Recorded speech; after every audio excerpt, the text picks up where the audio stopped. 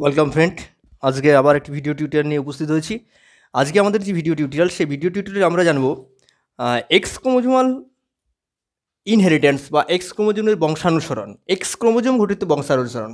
আমরা জানি বিভিন্ন ধরনের যে বংশানুসরণগুলো আছে তার মধ্যে অন্যতম হচ্ছে অটোজোমাল, অর্থাৎ যে সমস্ত চারিত্রিক বৈশিষ্ট্যগুলো অটোজোমের মাধ্যমে বাহিত হয় সেগুলোকে অটোজোমাল বংশানুসরণ বলা হয়।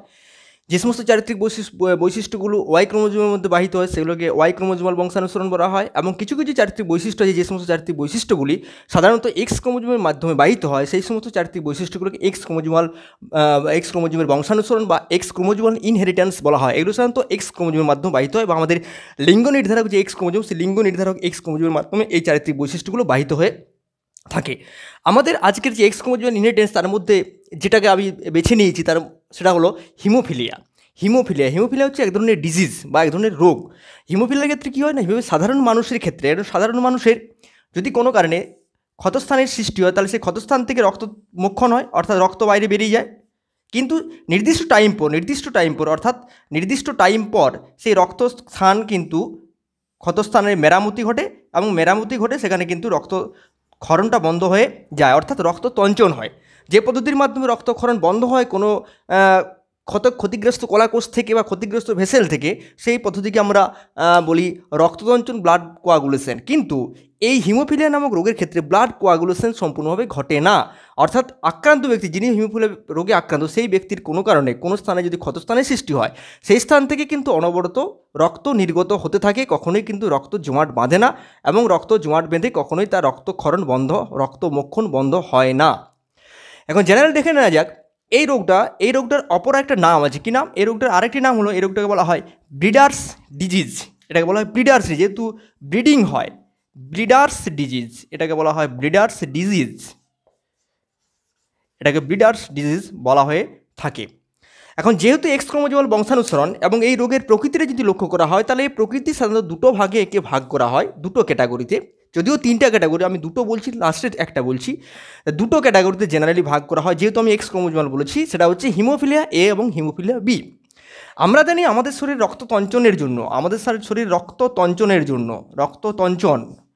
জানি আমাদের শরীর রক্ততঞ্চনের জন্য যে সমস্ত ফ্যাক্টরগুলো আছে তার মধ্যে টোটাল 13টি ফ্যাক্টর দায়ী।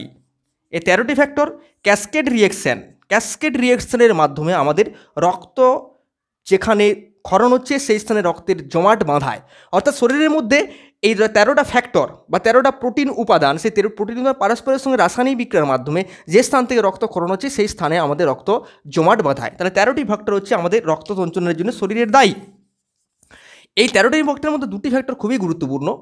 হিমোফিলিয়া এ, যার অপর নাম হচ্ছে ক্লাসিক্যাল হিমোফিলিয়া এ, যেটা সেটাকে আরেকটা নামে চিহ্নিত করা হয় বা আরেকটা নাম তাকে আছে, সেটা হচ্ছে ক্লাসিক্যাল হিমোফিলিয়া জেনারেলি যে কারণের জন্য হয়, এই 13টা ফ্যাক্টরের মধ্যে যেটা 8 নম্বর ফ্যাক্টর বা যেটাকে বলা হয় অ্যান্টি হিমোফিলিক গ্লোবিউলিন ফ্যাক্টর, 8 নম্বর ফ্যাক্টর, অর্থাৎ রক্ততঞ্চনের যে 8 নম্বর ফ্যাক্টর বা সেটার নাম কি অ্যান্টি হিমোফিলিক গ্লোবিউলিন ফ্যাক্টর, বা সংক্ষেপে বলা হয় AHG ফ্যাক্টর বা অ্যান্টি হিমোফিলিক ফ্যাক্টর, AHF। তাহলে AHG হিসাবে চিহ্নিতকরণ করা হয় বা AHF হিসাবে একে চিহ্নিতকরণ করা হয়ে থাকে। তাহলে অ্যান্টি হিমোফিলিক গ্লোবিউলিন ফ্যাক্টর বা অ্যান্টি হিমোফিলিক ফ্যাক্টরের যদি অভাব ঘটে, অর্থাৎ রক্তের 13টা ফ্যাক্টরের মধ্যে একটা ফ্যাক্টর টোটালি আউট হয়, কোন ফ্যাক্টরটা আউট হয়ে যায়? 8 নম্বর ফ্যাক্টরটা যদি কোনো কারণে আউট হয়ে যায় বা মিসিং হয়ে যায় তাহলে কিন্তু এই হিমোফিলিয়া এ বা ক্লাসিক্যাল হিমোফিলিয়া লক্ষ্য করা যায়। মানব পপুলেশনের ক্ষেত্রে প্রায় 80% হিমোফিলিয়া রোগীরা হচ্ছে হিমোফিলিয়া এ ক্যাটাগরির। মানব পপুলেশনের 80% রোগী হচ্ছে হিমোফিলিয়া এ ক্যাটাগরির রোগী। নেক্সট হচ্ছে হিমোফিলিয়া বি বা একে রয়্যাল ডিজিজ বলা হয়। একে কেন রয়্যাল ডিজিজ বলা হয়? ইংল্যান্ডের রাজপরিবারে এই রোগটি প্রথম লক্ষ্য করা গিয়েছিল। মনে করা হতো ইংল্যান্ডের যে রানী তিনি এই রোগটার ক্যারিয়ার ছিলেন বা বাহক ছিলেন। তাহলে যেহেতু রাজাদের ফ্যামিলিতে প্রথম এটা লক্ষ্য করা গিয়েছিল ইংল্যান্ডের, তাই একে রয়্যাল ডিজিজ হিসাবে চিহ্নিতকরণ করা হয়ে থাকে। এর কারণ কি না, রক্ততঞ্চনের 9 নম্বর ফ্যাক্টর বা যেটার নাম হচ্ছে ক্রিসমাস ফ্যাক্টর। আগের ফ্যাক্টরটি ছিল অ্যান্টি হিমোফিলিক ফ্যাক্টর, এটা হচ্ছে ক্রিসমাস ফ্যাক্টর। তাহলে কোনো কারণে রক্ততঞ্চনের 9 নম্বর ফ্যাক্টরের যদি কোনো কারণে অভাব লক্ষ্য করা যায় তাহলে যে হিমোফিলিয়া লক্ষ্য করা যায় সেই হিমোফিলিয়া হচ্ছে হিমোফিলিয়া বি বা রয়্যাল ডিজিজ। তাহলে এই হিমোফিলিয়া এ এবং হিমোফিলিয়া বি এই দুটোই কিন্তু এক্স ক্রোমোজোম ঘটিত। এরপর হিমোফিলিয়া সিও আছে। কিন্তু মনে রাখা দরকার হিমোফিলিয়া সি কিন্তু এটা এক্স ক্রোমোজোমাল নয়, এটা হচ্ছে অটোজোমাল। এটা সম্পূর্ণভাবে মনে রাখা দরকার, অটোজোমাল। এটা অনেকে ভুল করে, এটা অটোজোমাল ডিজিজ, কিন্তু এটা কিন্তু সেক্স ক্রোমোজোমাল নয়। হিমোফিলিয়া সি আছে, এটা জেনারেলি আমাদের শরীরের যে 11 বা 11তম যে আমাদের ফ্যাক্টর, সে 11তম ফ্যাক্টর বা plasma thromboplastin antecedent factor, plasma thromboplastin antecedent ফ্যাক্টরের যদি কোনো কারণে অভাব হয় বা পিটিএ ফ্যাক্টরের অভাব হয়, তাহলে হিমোফিলিয়া সি রোগটা জেনারেলি লক্ষ্য করা যায়। এরপর হচ্ছে কেন হয় না, নির্দিষ্ট যে নির্দিষ্ট জিনগুলি, অর্থাৎ ক্লাসিক্যাল হিমোফিলিয়ার জন্য যে 8 নম্বর ফ্যাক্টর সৃষ্টিকারী জিন, বা হিমোফিলিয়া বি তৈরির জন্য যে খ্রিসমাস ফ্যাক্টরকারী জিন, বা প্লাজমা থোমোপ্লাস্টিন অ্যান্টিসিডেন্ট ফ্যাক্টর সৃষ্টিকারী জিন, এই জিনগুলি নির্দিষ্ট এই প্রোটিনগুলি, অর্থাৎ এই যে ফ্যাক্টরগুলির নাম বলা হলো, এই প্রোটিনগুলি নির্দিষ্ট জিন থেকে তৈরি হয়। যে জিন থেকে তৈরি হয় সেই জিনগুলো প্রত্যেকটা হচ্ছে এক্স ক্রোমোজোম। যদি হিমোফিলিয়া সি হয় তাহলে সেটা অটোজোম বাহিত। তাহলে যে নির্দিষ্ট জিনের জন্য ফ্যাক্টরগুলো তৈরি হয়, সেই নির্দিষ্ট জিনের যদি কোনো কারণে মিউটেশন ঘটে, অর্থাৎ জিনটি যদি কোনো কারণে মিউটেন্ট হয়ে যায়, তাহলে এই ফ্যাক্টরগুলি তখন তৈরি হয় না। অর্থাৎ শরীরের মধ্যে এই ফ্যাক্টরগুলির ল্যাকনেস বা অভাব লক্ষ্য করা যায়, সেই কারণেই কিন্তু এই রোগটি জেনারেলি হয়ে থাকে। তাহলে haemophilia A, haemophilia B, haemophilia C, haemophilia A ও বি হচ্ছে অটোজোমাল, হিমোফিলিয়া এ ও B X chromosomal, haemophilia C হচ্ছে অটোজোমাল। হিমোফিলিয়া এর জন্য দায়ী হচ্ছে 8 নম্বর অ্যান্টি হিমোফিলিয়া ফ্যাক্টর, হিমোফিলিয়া বির জন্য দায়ী হচ্ছে খ্রিসমাস ফ্যাক্টর, আর হিমোফিলিয়া সির জন্য দায়ী হচ্ছে প্লাজমা থোমোপ্লাস্টিক অ্যান্টিসিডেন্ট ফ্যাক্টর। এর জন্য জেনারেলি হয়ে থাকে। এরপর হচ্ছে হিমোফিলিয়া যে সমস্ত ব্যক্তিরা, সেই হিমোফিলিয়া ব্যক্তিদের ক্ষেত্রে কী কী রোগ লক্ষণ সাধারণত প্রকাশ পাবে, এদের ক্লিনিক্যাল ফিচার্স কী, বা রোগ লক্ষণ এদের কী কী হয়ে থাকে, রোগ লক্ষণ। কারণ আমরা জানি প্রত্যেকটা রোগেরই লক্ষণ থাকে, তার রোগ লক্ষণ এদের ক্ষেত্রে কী লক্ষ্য করা যায়, এদের ক্ষেত্রে রোগ লক্ষণ বা ক্লিনিক্যাল ফিচার্স কী। প্রত্যেক রোগের কিছু না কিছু লক্ষণ আছে, তো এদের ক্ষেত্রে কিছু রোগ লক্ষণ দেখা যায়। যেমন হচ্ছে এদের 1 নম্বর রোগ লক্ষণ হচ্ছে রক্তক্ষরণ। অর্থাৎ এই সমস্ত ব্যক্তিদের যদি কোনো কারণে ক্ষতস্থান সৃষ্টি হয়, সেই ক্ষতস্থান থেকে অনবরত রক্তের ক্ষরণ শুরু হতে থাকে, অর্থাৎ রক্তক্ষরণ বন্ধ এই সমস্ত ব্যক্তিদের হয় না। 2 নম্বর হচ্ছে এদের মলের সাথে রক্ত নির্গমন, অর্থাৎ ইন্টারনাল ব্লিডিং জনিত কারণে, অভ্যন্তরীণ ব্লিডিং মানে যে এলিমেন্টারি ক্যানেলের মধ্যে ব্লিডিং জনিত কারণে এদের মলের সাথে অনেক সময় রক্তের নির্গমন ঘটে। 3 হচ্ছে এদের মূত্রের সাথে রক্ত নির্গমন, বা এটাকে হিমাচুরিয়া বলা হয়, এই সমস্ত রোগে আক্রান্ত ব্যক্তিদের সাধারণত মূত্রের মাধ্যমে কিন্তু অনেক সময় কী হয় না, ব্লাড বা রক্ত নির্গত হতে থাকে। 4 নম্বর লক্ষণ হচ্ছে অস্থিসন্ধি ফুলে থাকে। এদের জয়েন্টগুলো, অস্থিসন্ধি যেগুলো হয়, সেই জয়েন্ট বা অস্থিসন্ধি সবসময় ফুলে থাকে, তাই অস্থিসন্ধি ফুলে থাকে।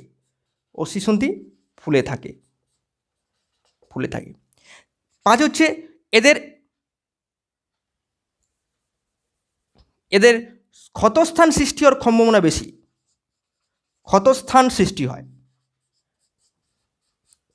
অর্থাৎ অল্প কোনো আঘাতজনিত কারণে, স্বাভাবিক আঘাতজনিত কারণে সেই স্থানে কিন্তু ক্ষতস্থান সৃষ্টি হতে পারে। যেমন সামান্য ব্রাশ করার ক্ষেত্রে, এই সমস্ত রোগীতে ব্রাশ করার খুব ক্রিটিক্যাল কন্ডিশন হয়ে থাকে। ব্রাশিংয়ের ক্ষেত্রে যদি কোনো কারণে জোর করে ব্রাশ করে দেওয়া হয়েছে, মাটিতে যদি কোনো কারণে জোরে আঘাত লাগে, সেখান থেকে কিন্তু ব্লিডিং শুরু হতে হয়। তাহলে যে কোনো টাইমেতে ক্ষতস্থান সৃষ্টি হয়। যদি উইমেন পেশেন্ট হয়, মহিলা পেশেন্ট হয়, তাহলে তাদের ঋতুস্রাব দীর্ঘদিন ধরে হয়।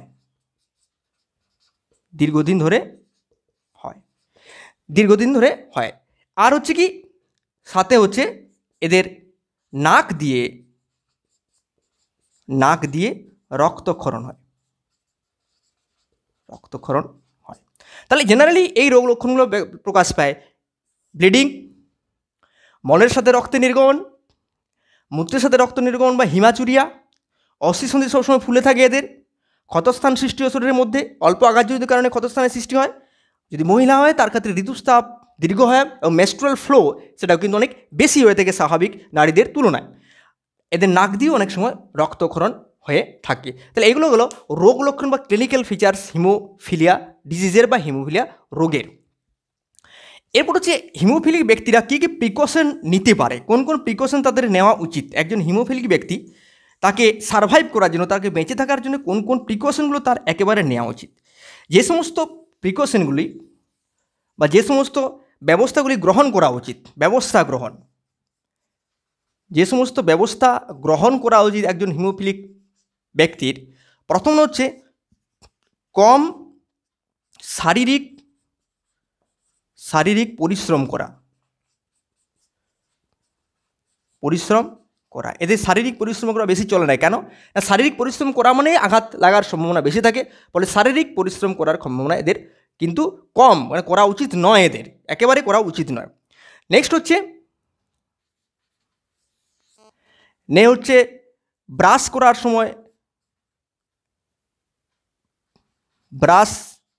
সময় সাবধানতা।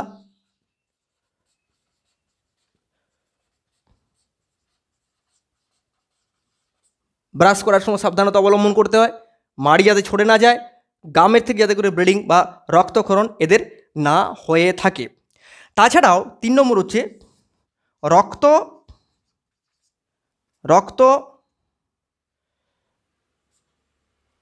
এটা আমি অন্য টার্মে লিখছি, ব্লাড থিনিং মেডিসিন।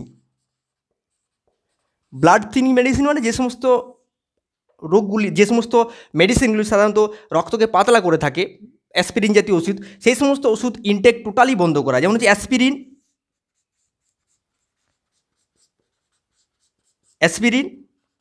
আইবুপ্রোফেন,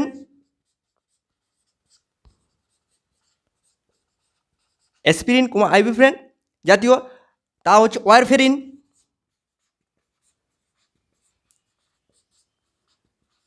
জাতীয় ওষুধ গ্রহণ না করা।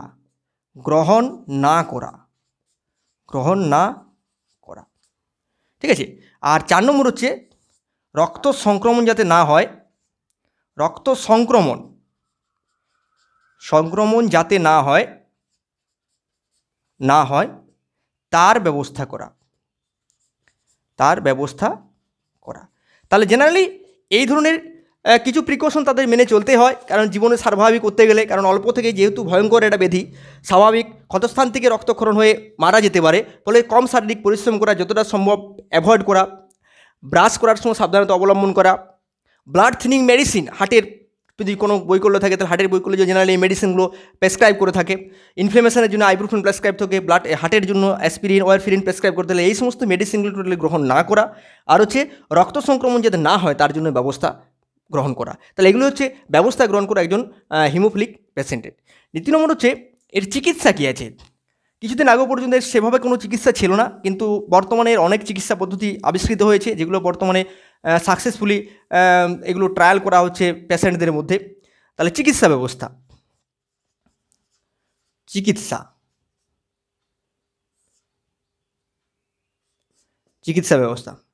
যেমন কিছু কিছু চিকিৎসা ব্যবস্থা বর্তমানে খুব ভালোভাবে প্রয়োগ করা হচ্ছে। যেমন তার মধ্যে হচ্ছে আমাদের ICMR approve medicine tranexamic acid, এটা ICMR the approve medicine. Tranexamic acid anticoagulant হিসেবে কাজ করে, ট্রেনেক্সামিক অ্যাসিড। তারপরে হচ্ছে 1 নম্বর। দ্বিতীয় নম্বর হচ্ছে ডেসমোপ্রেসিন,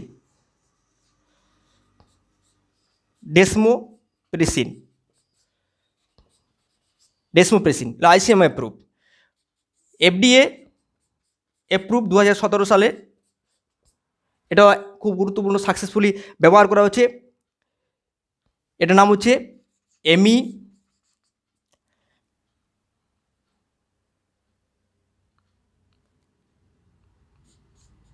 এমিজিমেব, ঠিক আছে। এমিজিমেব এটা একটা অ্যান্টিবডি, এটাও সফলতার সাথে বর্তমানে ব্যবহার করা হচ্ছে হিমোফিলিক পেশেন্টদের জন্য। নেক্সট হচ্ছে এর যদি আমরা জেনেটিক্সটা একটু লক্ষ্য করি, বা এটা কী কী কন্ডিশনে প্রকাশিত হয় বা কোন কোন কন্ডিশনে প্রকাশিত হয় না, সেটা যদি আমরা একটু লক্ষ্য করি তাহলে দেখব। কারণ এক্স ক্রোমোজোমাল গঠিত, তো স্ত্রীদের ক্ষেত্রে আমরা জানি ডবল এক্স ক্রোমোজোম, পুরুষ যদি হয় তাহলে তারা হচ্ছে XY কন্ডিশনে অবস্থান করে। এখন যদি ধরে নেওয়া হয় যে সাধারণ যেটা স্বাভাবিক জিন সেটাকে যদি আমরা ক্যাপিটাল এইচ দ্বারা সূচিত করি, আর হিমোফিলিক জিন মানে মিউট্যান্ট জিন, যেটা হিমোফিলিক জিন সেটাকে যদি আমরা স্মল এইচ দ্বারা প্রকাশ করে থাকি, তাহলে এইভাবে হতে হবে। কোন কোন কন্ডিশনে হয় আমি কন্ডিশনগুলোটা লিখে এখানে দিচ্ছি, তাহলে বুঝতে সুবিধা হবে। প্রথম হচ্ছে বাহক স্ত্রীরা সাধারণত সবচেয়ে বেশি বাহক হয় এই রোগের ক্ষেত্রে। তাহলে কখন হয়? যখন তারা XH এবং XH, অর্থাৎ কী কন্ডিশন এটা হচ্ছে হেটারোজাইগাস অবস্থায় থাকে,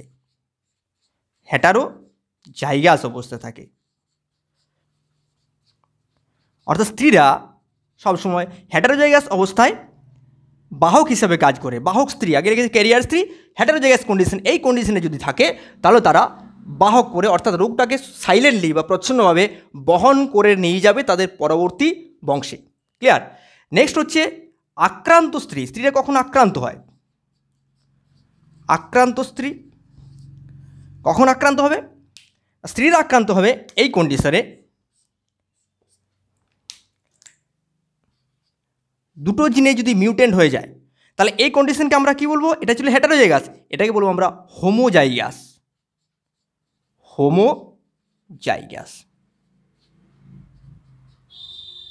তাহলে হোমোজাইগাস অবস্থায় স্ত্রীরা কি হয় না আক্রান্ত হয়। তাহলে যেহেতু স্ত্রীদের কাছে সম্ভাবনাটা বেশি, তাই জেনারেলি স্ত্রীরা আক্রান্ত কম হয়, এরা বাহকে বেশি হয়ে থাকে। শুধুমাত্র একটাই কন্ডিশন, যে একটা কন্ডিশনে এরা আক্রান্ত হয়, সেই কন্ডিশনটা হচ্ছে কিন্তু হোমোজাইগাস কন্ডিশন। পুরুষরা কখন হয়? পুরুষ আক্রান্ত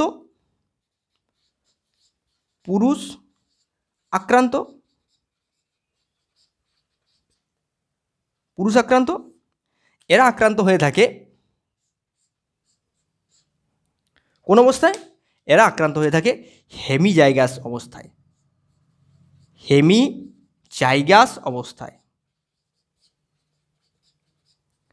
তাহলে পুরুষদের ক্ষেত্রে শর্ত একটি, কারণ এক্স আর ওয়াই ক্রোমোজোম সমস্ত ক্রোমোজোম নয়, হেমিজাইগাস অবস্থা কন্ডিশন এটাকে বলা হয়। আমি আগে মেন্ডেলিজম যখন পড়েছিলাম তখন বলেছিলাম যে এক্স এবং ওয়াই সমস্ত ক্রোমোজোম না হওয়ার জন্য এক্স ও ওয়াইয়ের পুরুষদের ক্ষেত্রে এক্স এবং ওয়াই অর্থাৎ লিঙ্গ নির্ধারণকারী পুরুষদের যে দুটো ক্রোমোজোম এক্স আর ওয়াই, তাদের অবস্থানটা হচ্ছে হেমিজাইগাস। কারণ এক্সের জিন ওয়াইয়ের মধ্যে নেই, ওয়াইয়ের জিন এক্সের মধ্যে নেই, একটাই করে এক্সের যা জিন আছে এক কপি জিন আছে, ওয়াইয়ের মধ্যেও এক কপি জিন আছে, আলাদা জিন। ফলে যদি এক্স ক্রোমোজোমের একটা জিনে মিউটেন্ট হয়ে যায় তাহলে কিন্তু পুরুষরা এই রোগে আক্রান্ত হবে। তাহলে একটা জিনিস নর্মাল জিনিস যদি লক্ষ্য করা হয়, স্ত্রীদের ক্ষেত্রে দুটো কন্ডিশন আছে, সেই দুটো কন্ডিশনের সাপেক্ষে একটাতে তারা আক্রান্ত হতে পারে বা হয়। পুরুষদের ক্ষেত্রে কিন্তু একটাই কন্ডিশন, সেই কন্ডিশনে তারা আক্রান্ত হবে, তারা কখনোই কিন্তু বাহক হবে না। যার জন্য এক্স ক্রোমোজোম ঘটিত যে সমস্ত উত্তরাধিকারগুলি আছে, সেই সমস্ত উত্তরাধিকারগুলিতে সাধারণত স্ত্রীরা সবসময় বাহকের ভূমিকা পালন করে, এবং ওই বংশের পুত্ররা বা ওই বংশের যারা পুত্র সন্তান হয় তাদের মধ্যে এটা সবচেয়ে বেশি প্রকাশিত হয়।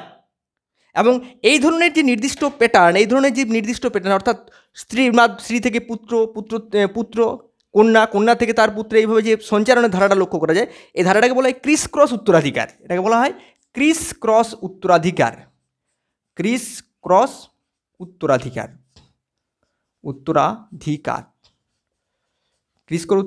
বা এটাকে বলা হয় জিগজ্যাগ উত্তরাধিকার, ক্রিস ক্রস উত্তরাধিকার বা জিগজ্যাগ উত্তরাধিকার। এটা পরবর্তী কোনো যদি ভিডিও করা হয় তাহলে সেগুলোতে আমি ডিটেলসে বলবো। তাহলে এই কন্ডিশনগুলো মনে রাখা খুবই দরকার, যে হেটারোজাইগাস অবস্থায় স্ত্রীরা বাহক হবে, আক্রান্ত হবে কখন? হোমোজাইগাস অবস্থায়। পুরুষরা হেমিজাইগাস অবস্থায় শুধুমাত্র এরা কী হবে? আক্রান্ত হবে। তাহলে হিমোফিলিয়া রোগের সাধারণ যে আইডিয়া, সেই সাধারণ আইডিয়াটা এখানে দেওয়া হলো। পরবর্তী ভিডিওতে এক্স ক্রোমোজোমাল, ওয়াই ক্রোমোজোমাল এবং অটোজোমাল, এই যে তিন ধরনের ডিজিজগুলো আছে, এদের বংশানুসরণ কীভাবে হয় এবং জিগজ্যাগ ইনহেরিটেন্স কীভাবে পরবর্তী বংশের ক্ষেত্রে লক্ষ্য করা যায়, এগুলো সম্পর্কে বিশদ আলোচনা করব। আশা করি যদি ভিডিওটি ভালো লেগে থাকে তাহলে নতুন নতুন ভিডিও পাওয়ার জন্য চ্যানেলটি অবশ্যই সাবস্ক্রাইব এবং শেয়ার করো। নমস্কার, ধন্যবাদ।